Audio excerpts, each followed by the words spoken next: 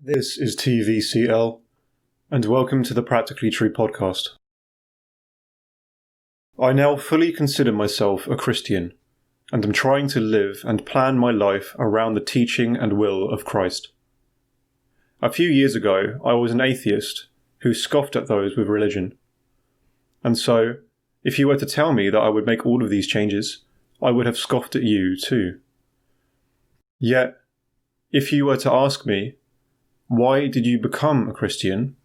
I might struggle to answer. Not because I don't have a reason, but because there are so many reasons. There was no single turning point that led me to my faith, but a confluence of things that gradually built my conviction. However, I should be able to defend my faith, and I should be able to answer this question.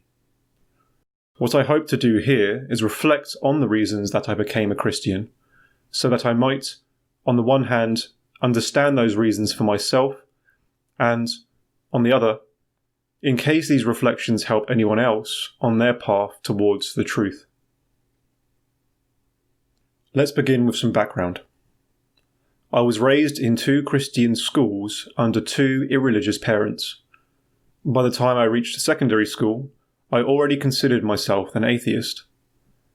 I took up philosophy shortly after this, and this strengthened my conclusion. I concluded that religion, especially Christianity, was an archaic, tyrannical, irrational, and unscientific set of traditions and institutions full of hypocrites that people held on to through a mix of pleasant and fearful delusions. Throughout university, I had a number of my other beliefs blasted and became gradually humbled about what I did and didn't know. Once university ended, I was still searching for truth and decided that there was no harm in attending the local church and respectfully starting a dialogue with the local Christians about their faith. Simply put, this was the start of my education in Christianity, which I learned about from reading, listening, and talking to people. What's worth explaining now is what exactly was learned. The first topic that comes to mind relates to psychology, and this had a resonance prior to my faith. Even during my atheistic days, there were some psychological arguments that left a crack in my certainty that religion was false. First, there was the pervasiveness of religious experience. How could we explain away the fact that all cultures, throughout all time, featured reports of religious experience? Second, and more importantly, was the psychological effect of religion on one's moral ability. For example, Viktor Frankl and Alexander Solzhenitsyn were prisoners of the Nazi and Soviet concentration camps, respectively. They both reported that during these truly hellish situations, it was those inmates who had strong faith who were able to make the most heroic sacrifices in the face of evil. Delusion or not, that's nothing to be scoffed at. What's more, there was an apparently growing recognition that gratitude played a central role in happiness. From various places, I began to hear that gratitude was proving to be the primary thing that led people to happiness. Now, I don't happen to believe that happiness is the prime goal, and I don't regard it as mine. But it was interesting. Here are all of these people who are looking everywhere for happiness, and apparently it's in gratitude. Being thankful for everything, not just what people you know give or do for you, but feeling grateful for the warmth in the air and the colours of the sun. Isn't that odd? Because how could a person be grateful for everything if there was no one to be grateful to? In short, there appeared to be evidence from psychology which favoured religion which could not be thrown aside. Another early factor was a general disillusionment or humbling in the face of all other worldviews.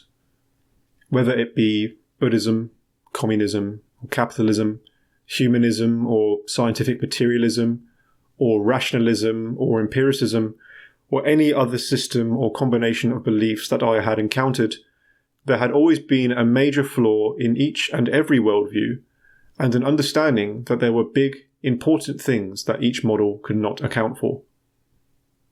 Of course, I no longer regard Christianity as one model amongst such peers, nor could I claim to know that Christianity is flawless. That would be claiming too much. Instead, I simply mention this because there was a point on my coming to Christianity in which I regarded it as one worldview which was just as plausible as the others that I was aware of. And so, again, it could not be easily dismissed. Now it is worth discussing the two elements which possibly played the largest role in my conversion. These are reason, on the one hand, and morality on the other. Let's start with reason. I previously thought that Christianity was irrational, in the sense that it seemed to be full of contradictions. However, as I learned and continue to learn, these apparent contradictions were filed down, and the entire thing became more cogent with each passing day. Of course, this would be hard to demonstrate in full, but here are a few passing examples. Why don't Christians follow all of the crazy rules in the Bible and, for example, kill all of the people who work on a Sunday? Because the crazy rules should be seen in context. Most of those rules were in Leviticus and addressed to the Israelites for the time of that particular part of their journey. How can Christians be commanded to love, yet the Bible is so harsh at times? Because love is not defined as niceness, but as the unconditional interest in whatever is best for someone. This kind of love is harsh, in the same way that a mother is harsh to a child who puts their hand too close to an open flame. How can we be free if God is all-knowing and is always watching us? Because God never actually claims to be watching us all of the time. And, in fact, there are parts of the Bible where he shows surprise. God can know whatever he wants whenever he chooses. That's why he is omniscient. But it doesn't follow that he is using this faculty 100% of the time. What's more, God is beyond time, and so he does not so much see what we are going to do, he is always watching what we are doing right now. But because he is beyond time, even the future is right now for him. There are a myriad of examples like this, and some become quite complex. But the point is that Christianity was able to answer for its apparent contradictions in a way that I did not expect, and continues to do so in a way that I find astounding.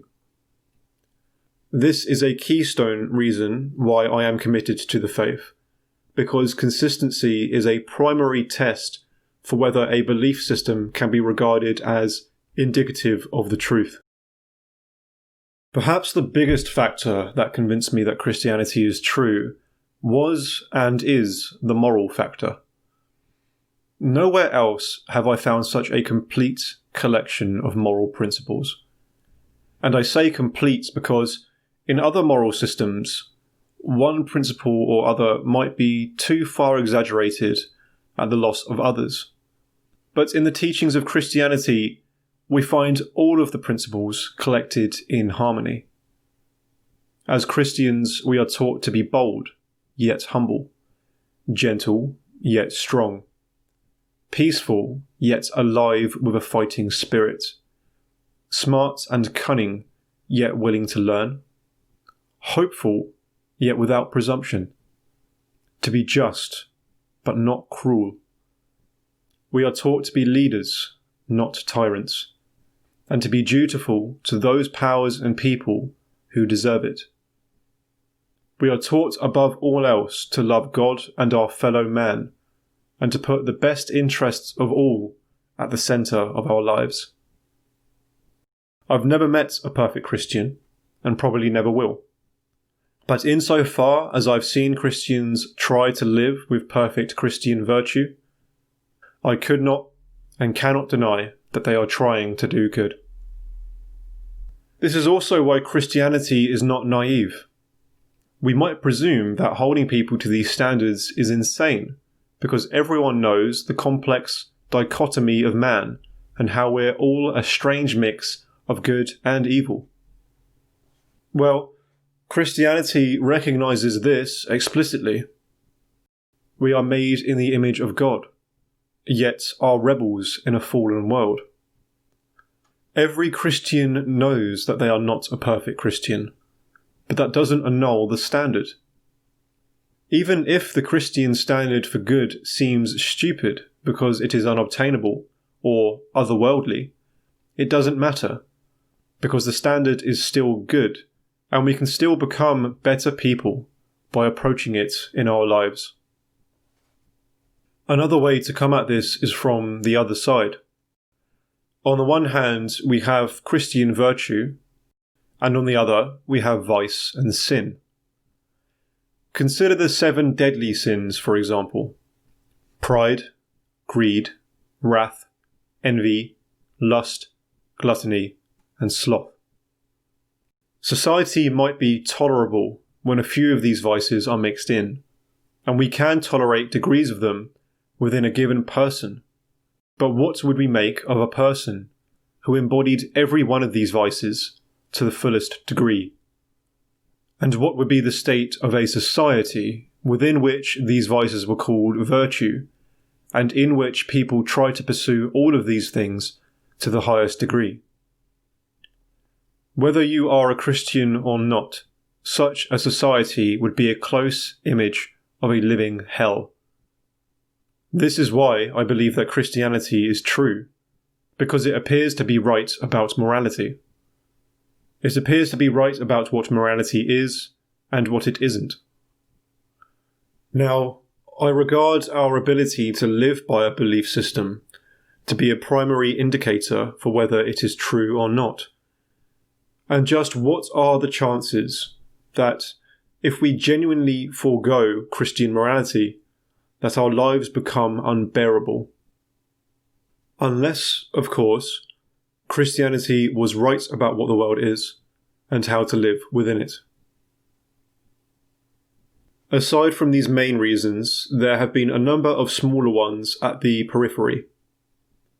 The conflict between science and religion is not what we tend to think it is. Evolution is not what we think it is either. Speciation has, at most, been inferred. It has not been proven. Religion has not caused as many wars or deaths as one might assume. In fact, the real numbers are very low, especially compared to wars fought for secular reasons. Cathedrals are probably the most beautiful works of architecture in the world, and much beauty has been created in Christendom and in the name of God. Hundreds, if not thousands of people have become martyrs in the name of Christ, and some died under excruciating torture, yet were unwilling to denounce him. Some were even joyful through the process. The Bible was written over thousands of years by dispersed individuals across a number of professions, from scholars to peasants, yet has a single, continuous narrative. Faith is a philosophical constant, in that all belief systems appear to require that we have conviction in something without final, absolute proof. And various other reasons. None of these reasons alone would have been enough to convert me, but taken together, especially with the main reasons cited above, the weight of them helped to tip my conviction and to keep it firm. Now, something might be conspicuous due to its absence. That is, a direct connection with or experience of God. Many of the Christians that I know believe in God simply because they have felt his presence at some point, and have what they consider to be a personal relationship with him, for which, in terms of proof, all else is secondary. To explain why this reason is absent from those above, allow me to explain my transition. By the time that I had read and argued my way through all of the topics above, I had decided that Christianity is probably true. Yet, for some reason that I still find hard to explain, I could not fathom the idea that God exists. Not only that, but I couldn't fathom that he exists right now as a person who I can personally interact with. I found this prospect to be unbelievable. However, just because something is unbelievable does not mean that it is not true. And so, I was at an impasse. I had accepted that Christianity was probably true, and even tried to live in a Christian way. My conscience was waging greater war on me for my vices. Things such as laziness, or indulging in drugs, or watching pornography seemed all the worse because of their antagonism towards Christianity. By a point, I was, by most practical measures, trying to live as a Christian. Yet, I could not comprehend the personal existence of God. Therefore, I decided that I may as well commit to my convictions and become a Christian. Perhaps this is the point at which my own personal leap of faith took place. Running parallel to this was my approach to prayer. Prayer was strange because how could I personally address a being whose existence, let alone their personality, I could not fathom? The answer is that I attempted to address such a being as if they existed. And then, the thing that I asked for was this very comprehension that I was lacking. I asked God to help me believe in him. These prayers have been answered. What I can only describe as the realness of God as a living person is gradually becoming clearer to me. What's more, other prayers are being answered, and all of these answers feed into the first prayer, because each time a prayer is answered, I know that God is listening, and that he is interacting with me. And so, through my leap of faith, I came to have a clearer belief in God, because that leap led me to reach out to him. As of now, my conviction grows with the more that I learn, and as I try to strengthen this connection, and as he allows me to. From what understanding of philosophy I have, I cannot deny the pervasive presence of doubt. But this is what faith is for. With the raw exercise of the intellect, we can be certain about very little in life. Yet we have to live, and we have to live before this certainty is reached. And so, we have to place our convictions into something, and faith is the name for this conviction, when we use it to bridge the gap between what we can know and what we cannot. This is no claim to relativism. I believe that Christianity is objectively true for everyone, whether they believe it or not, and that some claims to faith bring us closer to the truth than others. We always need to bridge the gap, but given all that I have learned about it, Christianity has shown itself to close the gap more completely than any other alternatives. Which is why I believe that it is true, which is why I place my faith in it and in Christ and in God, and which is why I am a Christian. Thank you for your time.